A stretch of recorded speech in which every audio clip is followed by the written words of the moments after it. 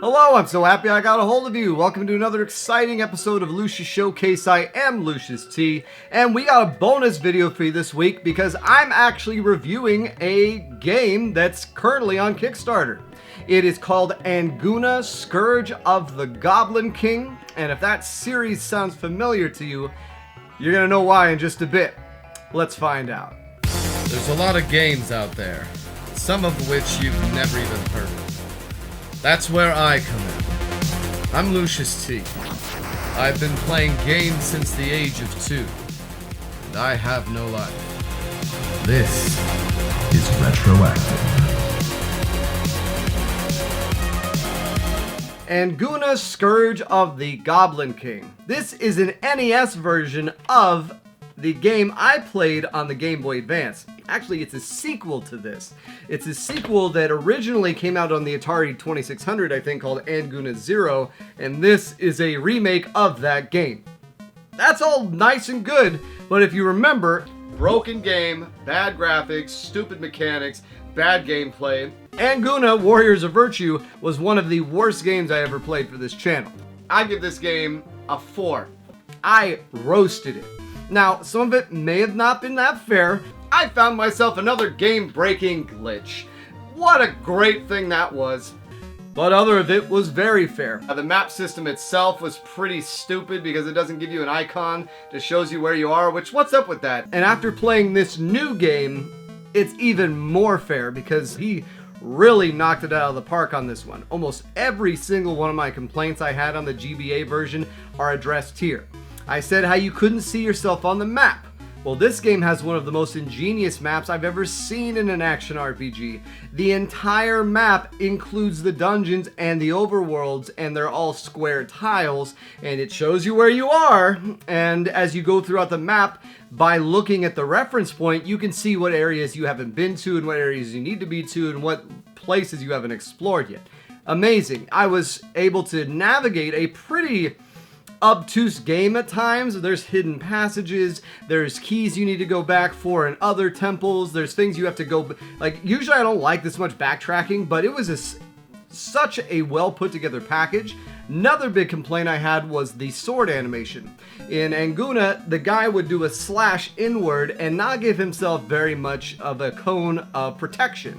In this game, he still does the same inward slash, but it's more of an inward slash, almost like a whipping effect, and by doing that you give yourself the protection you were so sorely missing in the GBA game. And even every once in a while you can get off double hits. There's also an easy to see progression system of your levels. You max out pretty quickly at level 11, and it's not too hard to max out your character, and it's kind of a bad idea to rush your character to level 11 because even though it increases your maximum health, every time you gain a level you replenish your health.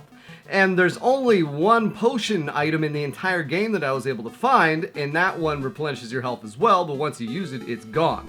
So you have the potion and you have 11 level ups. And when you die, the game is very generous to start you off at the beginning of the current dungeon you're in. Now, I never died in the overworld, but I assume it would start you probably at the entrance to the last dungeon you were at, and it gives you full health. None of this 3 health bullshit where you have to start farming health. You get full health right off the bat. Excellent. Like, the game is so smartly designed with modern sensibilities, but at the same time it feels like it would have fit in with all those NES classics you knew and loved. Especially because I recently played through a game like Crystallis. Something like this game is a lot more enjoyable. It just is. The combat's more frenetic and fun. There's not having to switch between different items as much. You do get items. You get really the only items you're going to be using that much are the bow and arrow and the ring, or the boots. I didn't find the lantern all that useful. The lantern will light up dark areas, but I found it pretty late. And that's the other thing, is your adventure could be completely different than mine. I started in the first dungeon and then made my way up to the northern desert dungeon. And that's another thing, is the visuals in the first game were kind of meh. This one's a lot more bright, a lot more vibrant. Really enjoyed it. Same thing, the music, notch above. The one thing I would say is that the cave theme, I really like the cave theme, and you didn't hear much of it. You didn't hear much because you weren't in the caves that much. The caves lead you eventually to the what I call the third dungeon, because that's the one with the vampire dudes. It's kind of the purple dungeon. I don't know what the name would be. You find the flying boots there, I believe. And then the other issue I had was buying the map. So there, you had the ability to buy dungeon maps in the first game, and they just removed the whole money system. They removed the vendor system, which is a very big addition through subtraction.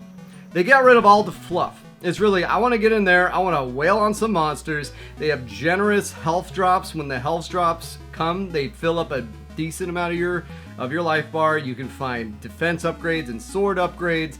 The overworld has a few secrets I managed to find. I found the hidden boss in one of the zones. And just because of the way the map is, once you get to every individual square, you'll know where you've been and you'll know where you need to go. For instance, in the dungeons, it's so nice not having to take the dynamite and blow up walls. Instead, it's like, oh, I can just walk, and if there's a hidden entrance, it'll open for you. That's such a better way of doing it, in my opinion, because you don't have to worry about running out of reagents. That's what I mean. Everything in this game is so well crafted, which makes sense. The guy's been doing this for over a decade now, so I can see definitely, I mean, I need to go back and give the first game a little bit more of a shot, because I got frustrated with it, maybe, but this, compared to this one, not even in the same ballpark. I thoroughly enjoyed playing this game. The end of the game has a boss rush mode. Really, all of the game was kind of a, not a cakewalk, but a very enjoyable romp until the ends, when I started to get a little bit more difficulty. The boss from the yellow temple, I guess you call it, he was difficult. It takes about 17 shots of the arrow to kill him. But then when you go through the boss rush mode, now you can skip the dragon boss or the alligator boss, but you have to kill the ghost guy, which with the ring equipped, you can kill in 2 strikes. And then you have to kill the boss from the vampire place. But once you get to the dude that almost looked like a dwarf throwing rocks, you gotta get your timing down. Well, the first probably 10 attempts I had on this guy, I was just like, I don't know how the hell am I going to do this, because after you beat him, you then have to beat the final boss, and each one of the rocks he hits you with takes out a buttload of health. But play it enough times, you get the pattern down, and that's that. I like that. I like that, but I like that it was just in that burst, because really, and if I'd had the potion, it would have been easier. Also, I played this on my NT Mini. I used a flash card. Or not a flash card, an SD card to play it on there. And it was cool because it had my name on the reviewer's copy. That way they know if I leak it out, they can come and excommunicate me. Played flawlessly. The one thing that didn't work is I couldn't save, which might be on me. But then the bestiary, which I could access the bestiary on when I played it on the emulator on my computer, that worked, but for some reason on the NT it wasn't working. So I don't know if that had to do with the card or whatnot, but I'm sure that'll be fixed by the end. If not, it's not a big deal. The bestiary is cool. You can look at all the enemies. It'll show you how many hits they require, and what strength and health and stuff like that. But the final boss was a huge pain in the ass. I kept trying to find ways where I could sword him, and eventually I just gave up and used the bow and arrow, because him and the boss before him, they hit you, they take off a significant chunk of health. But got through it, beat the game, thoroughly impressed, really liked it. I am so surprised that a off-comment tweet I never in a million years thought would have worked not only got me to play the game, but got me to completely rethink my whole thoughts on this developer and especially this series. So, well done, Nathan Tolbert. Great job, guys. If you, the Kickstarters, I think still got 2 weeks left based on when I'm filming this. Today's the June 4th. I think I'm going to try and put it out today or tomorrow. But anyways, as far as the rating goes, I'm going to give it a 9, maybe even a 9.25, but I'm going to stick with a 9. Just because it is a little short. The backtracking isn't my favorite thing in the world to do. The items can be missed. I got through the dungeon on the first time without getting the bow and arrow.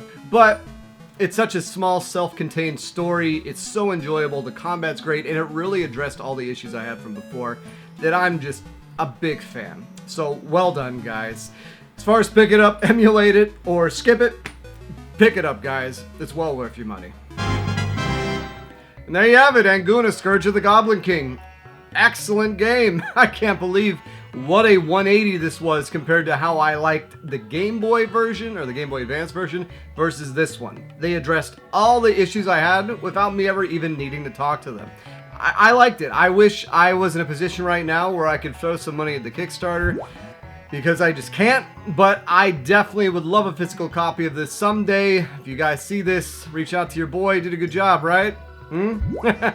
Anyways, you guys should definitely check it out when it comes out this November. If you have the money, definitely worth backing it, getting the physical copy. I know all the limited ones are gone, but still, if Micromages is like anything, or the Super Russian Roulette, these things become hard to find once they're out of print.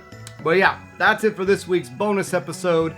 More Super Nintendo coming up on Tuesday. It's been so nice getting a hold of you guys. Take care.